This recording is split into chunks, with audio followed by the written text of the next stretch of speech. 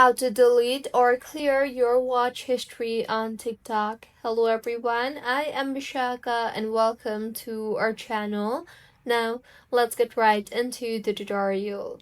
Firstly, make sure you are signed into your TikTok and now tap on your profile icon at the bottom right of your screen and then tap on the three lines on the top right of your screen.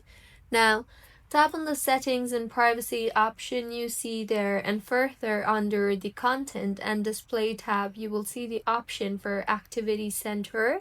Tap on that and then tap on the watch history option.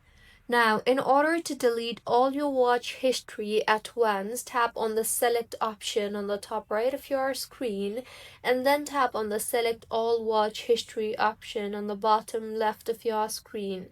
Now, tap on the delete option at the bottom right of your screen, and in the confirmation pop-up that appears, tap on delete, and with this, your history for the past 180 days will be cleared. So, this is how you can delete your watch history on TikTok. If you find this tutorial helpful, please like the video and do comment if you have any queries.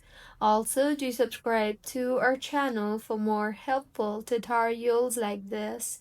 See you on the next one.